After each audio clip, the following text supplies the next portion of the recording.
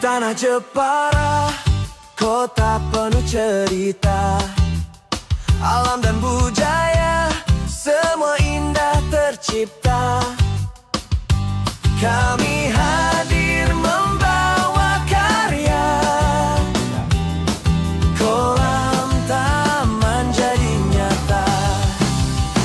Setiap tetes air, setiap goresan tanah, kami ukir indah, penuh semangat yang membara. Mahakarya di kota Jepara, kami ciptakan indahnya bersama. Oke, selamat sore teman-teman semuanya. Hari ini kita mau update project yang ada di Jepara. Yang kebetulan di Jepara ini adalah project perdananya Blaze selama ini. Dan beliau, saya sangat berterima kasih sekali akhirnya memilih Blaze untuk membuatkan satu kolam natural yang epic di rumah baru beliau. Nah, mungkin kalau di video-video sebelumnya kan proses awal, konsep, tema, desain, kemudian proses pemipaan, konstruksi, persiapan untuk air terjun, persiapan untuk landscape-nya dan segala macam. Nah, hari ini itu adalah tahapan yang salah satu yang paling krusial. Nah, sebelumnya tolong ditampilin dulu Val videonya yang waktu masih polosan ya, masih belum ada tatanan batunya ya, buat compare supaya teman-teman bisa tahu bahwa mungkin di vlog sebelumnya juga kita udah pernah bahas bahwa penataan batu, penataan landscape, penataan tanaman, penataan letak-letak air terjun dan lain-lain untuk sebuah kolam natural itu sangat-sangat fatal sekali. Dan saya sering ngomong ke beberapa customer, memang belum tentu semua pond builder itu punya art, punya rasa, punya seni yang bisa mengkombinasikan itu semua. Dalam artian, oke, secara spek filtrasi bisa ditiru, secara spek equipment bisa ditiru, spek konstruksi bisa ditiru. Tapi kalau sudah berbicara menata batu, konsep, desain, peletaan tanaman, peletaan estetikanya, itu memang setiap pekerja seni seperti kami punya karakter dan punya ciri khas masing-masing. Nah, kita saksikan dulu video cuplikannya sebelum penataan batu, tampilin aja langsung waktu saya ngomong seperti ini.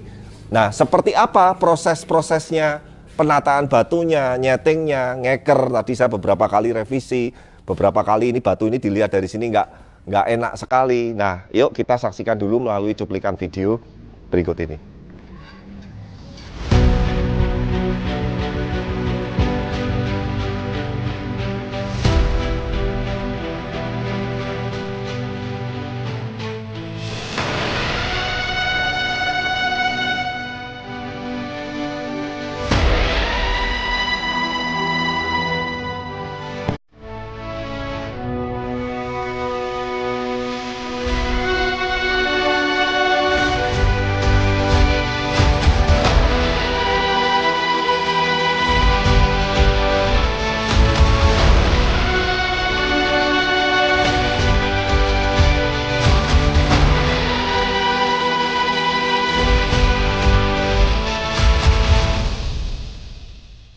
Nah, itu tadi ya teman-teman ya video cuplikannya saya bersama Anam dan tim dan teman-teman tim Blaze. Saya sendiri sangat bersyukur karena mereka ini sebetulnya sudah sangat klik sekali dengan saya, artinya mengarahkan, memutar batunya, sudutnya, peletakannya, besar ketemu kecil, besar ketemu medium, itu mereka sudah sangat ngerti. Kebayang nggak kalau timnya ini tim baru? Waduh, bisa jengkel sendiri, dan saya waktu jengkel itu pasti mood tuh langsung swingnya turun dan udah boro-boro mikir noto batu. Udah, biasanya saya dulu waktu awal-awal teman-teman ini juga sempet break beberapa kali ya karena itu jengkel juga, aduh ini kok nggak ngerti-ngerti gitu loh. Makanya saya kalau diminta membuat project apalagi kolam natural tapi timnya dari customer itu udah pasti saya reject ya, karena saya sama aja kayak ngajari dari baru dan tidak mudah teman-teman. Nah, dari tadi itu kenapa saya berdiri di sini Val, ini adalah nanti ruang utama yang dari rumah ini menuju view utama di kolam. Nah, kamu putar Val sekarang.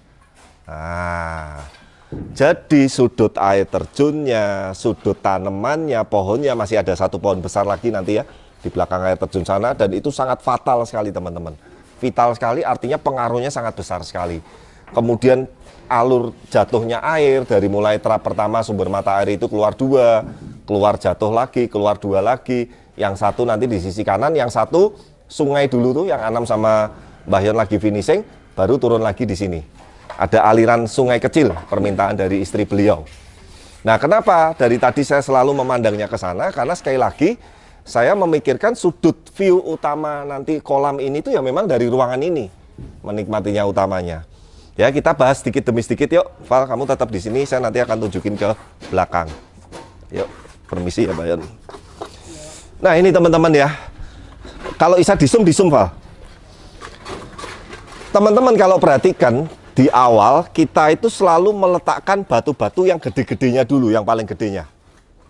Nangkep ya sampai sini ya. Nah, batu gede ini biasanya saya taruh di sudut-sudut mati. Di sudut-sudut yang areanya itu yang dilihat itu kok ini patahan, ini kaku, ini sudut. Nah, itu harus diselimurin dulu dengan batu-batu yang paling gede. Setelah batu paling gede, batu yang ukuran di bawahnya. Baru batu kecil, medium, apa, random. Nah, teman-teman, ini salah satu tipsnya, tapi memang sekali lagi tidak bisa dibukukan, tidak bisa dibakukan. Ini sekali lagi berbicara rasa, berbicara feeling, berbicara art. Jadi sekali lagi memang saya sering ngomong, mungkin bahan batunya sama, materialnya sama, yang nyeting blaze dengan pole builder lain hasilnya bisa berbeda, sangat berbeda sekali, karena itu menjadi karakter dan menjadi ciri khas. Nah, teman-teman, kalau teman-teman perhatikan, batu gede-gede ini kalau kamu lihat dari sana itu yang membuat air terjun ini kelihatan kesan gagahnya itu dapat. Ya, itu yang paling penting. Dan ingat teman-teman, sesuaikan ukurannya dengan dimensi kolamnya dengan areanya. Val, nanti tolong ya Val, masukin video. Kita tuh setting batu alam asli paling besar itu ada di Denpasar Terasayung. Itu satu batunya ada yang hampir sekap mobil. 1,5 meter, 1,2. Ini tadi paling gede piro ya Mas Anam paling ya? 80 cm kali ya paling ya? Lebih. Tapi semeter nggak nyampe toh? Nggak nyampe. Artinya di bawah 1 meter lah. Nah, kebayang kalau ini dikasih batu yang kayak di Terasayung yang 1,2, 1 meter lebih, hilang kolamnya gitu loh. Jadi sekali lagi pemilihan ukuran batu, jenisnya, karakternya, sudutnya itu sangat penting sekali. Terus kedua, mungkin teman-teman sering lihat kalau batunya dikasih kecil semua kayak depanmu ini, Val. Diratain kecil semua, Val. Jadi kayak nata Lego ya. Nah, itu juga ada beberapa yang saya lihat masih dengan teknik seperti itu, tapi menurut saya sayang.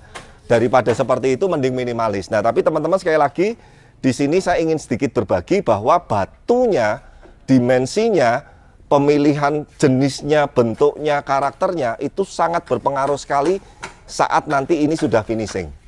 Ya, ini masih jauh sekali ya teman-teman. Ini masih mungkin, ini kemarin berapa rit? 3 rit Mas? 3 rit aja cuma dapat air terjun segini sama sungai kecil, Val. Belum nanti yang area memanjangnya sama sudut letter L-nya. Perkiraan mungkin butuh 2 rit lagi. 1 ritnya antara 6 sampai 7 jutaan. Teman-teman bisa hitung sendiri.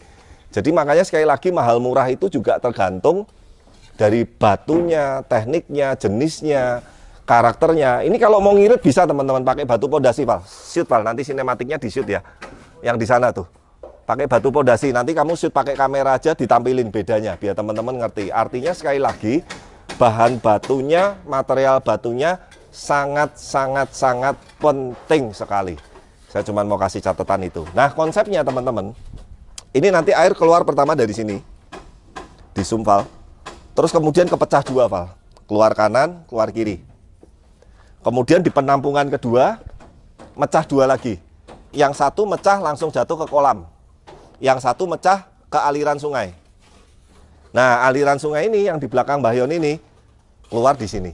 Jadi nanti ada 2 yang mata air yang menuju ke kolam, dibedah 2, yang satu dari air terjun langsung, yang satu dari aliran sungai.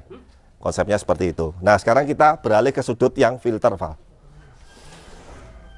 Nah, Pak, ini batu-batu yang ini kok nggak dipasang, sudah tidak cocok. Jadi saya sekali lagi tidak pernah mau memaksakan, kita harus memilih batu yang benar-benar cocok. Nah, ini konsepnya batu ini nanti bisa untuk duduk-duduk ala-ala di Jepang, Val. Jadi nanti kalau udah kering ya, kita bisa duduk di sini sambil feeding atau di decking kayu. Dan ini nanti perpaduannya itu ketemu decking kayu atau WPC. Ya, mau ulin mau WPC nanti biar customernya yang memilih. Ya, nanti kita settingkan sedikit overlap sedikit-sedikit, maju mundur, ngenain ke sini, ngenain ke belakang, supaya nanti ketemu batunya ini dengan ketemu finishing decking kayunya ini bisa smooth, bisa bagus. Ya, nah nanti area yang dinding belakang ini, Val, itu baru nanti landscape terakhir. Ya itu nanti kerjaan tambahan lah, gampang. Nanti kalau udah jadi semua settingan batunya yang untuk kolam utama, yang untuk area kolam, di belakangnya nanti mau dikasih tambahan pohon, dikasih tambahan tanaman atau rumput atau apa, itu nanti fleksibel sekali. Nah sehingga nantinya teman-teman, yang saya akan ibaratnya ciptakan atau create ke customer, jadi ini nanti kayaknya sih nggak tahu ya, ini kaca kayaknya Val. Kaca atau pintu lah, kurang tahu ya. Begitu dari rumah, intinya, yuk coba di belakang saya, buka ini, jreng, suasananya ini langsung berbeda, Pak. Dapat suasana alam, dapat suasana tropis, dapat suasana kolam natural, sehingga anak-anak beliau ataupun keluarga nanti di rumah ini saat menuju ruangan ini konsepnya ini sudah berbeda, seperti itu. Kalau saya lihat dari bangunannya, saya memang belum lihat desain finalnya ya, tapi ini kayaknya bangunan rumahnya ini nanti modern, elegan, gitu loh. Nah, nuansanya yang setelah kita keluar dari ruang utama tadi, dapat nuansa yang berbeda. Ya, ini proses kurang lebih masuk ke 60% ya. 60% artinya batu-batu yang utama, terutama area air terjun sudah beres. Teman-teman biar maten dan memastikan untuk aliran airnya jangan ada yang bocor, jangan ada yang rembes. Dan ingat, konstruksi yang di bawah batu itu pun, nanti video lamanya tolong tampilin juga, bukan cuma sekedar konstruksi asal-asalan ya. Ini kuat sekali, bahkan total batu ini semua nih pirang ton Mas kira-kira. Berapa ton ya kira-kira Mas Tanam? Kemarin total hampir 9 ton. Jadi konstruksi ini teman-teman itu menahan total batu. Kan 3 red sih, 1 red tadi Mas Tanam cerita antara 2,5 sampai 3 ton. Ini dipukul rata 3 ton kali 3, 9 ton. Kalau konstruksinya ini ecek-ecek atau konstruksinya asal-asalan, amblek teman-teman. Ini nggak main-main nih. Makanya sekali lagi ada harga ada rupa. Ya, bukan hanya keindahannya, bukan hanya estetiknya, bukan hanya teknik masang batunya, teknik masang tanamannya, tapi konstruksinya dan jangka panjangnya itu pun kita bikin dengan benar-benar sangat-sangat memperhitungkan efek jangka panjangnya, aman jangka panjangnya. Nah, nanti satu video lagi, kurang 2 red batu kurang lebih. Nanti kalau udah setting semua, pohon besar udah disetting, tanaman sudah mulai rapi, filtrasi dan decking nanti juga udah mulai disetting, kita nanti akan masuk vlog terakhir, finishing final. Jadi finishing pun itu sebetulnya ada beberapa tahap teman-teman. Nah untuk tanaman juga teman-teman lihat itu polybagnya apanya masih kelihatan semua, itu hanya untuk ibaratnya marking. Dalam artian marking itu, oh palem-paleman ketemu batu ini cocok nggak, jeruk-jerukan ketemu batu yang di area atas cocok nggak, nanti kalau kurang cocok kita ganti. Nah nanti kalau udah finish semua, pasti semua bagian itu akan hilang, tertutup batu, tertutup estetika, ada taburan yang sebagian koral, ada sebagian batu kecil. Ya intinya pasti akan ibaratnya senatural dan sesemut mungkin, serapi mungkin, seperti itu. Ya kurang lebih seperti itu teman-teman untuk tahap finishing awal di proses Jepara ini. Kita tunggu mungkin sekitar 1 mingguan lagi, sudah masuk ke finishing tahap 2. Nah minggu terakhirnya nanti finishing final dan tes running. Termasuk nanti jatuhnya air terjun dan segala macam, tesnya apa segala macam itu nanti di finishing akhir. Nah jangan lupa teman-teman dukung terus channel kami, like, comment, subscribe. Dan bagi yang berminat untuk teman-teman area Jepara ataupun di luar kota, di Semarang, di luar pulau pun ya, sekali lagi kalau mau tanya-tanya dan suka dengan konsep-konsep kolam bikinan Blaze, baik yang minimalis ataupun natural, nanti langsung hubungin kontak di bawah ini. Ya, dukung terus channel kami, like, comment, subscribe. Saya Anam, tim Blaze Channel dan tim teman-teman semua mohon diri pamit dan sampai ketemu lagi di next vlog-vlog berikutnya. Bye-bye.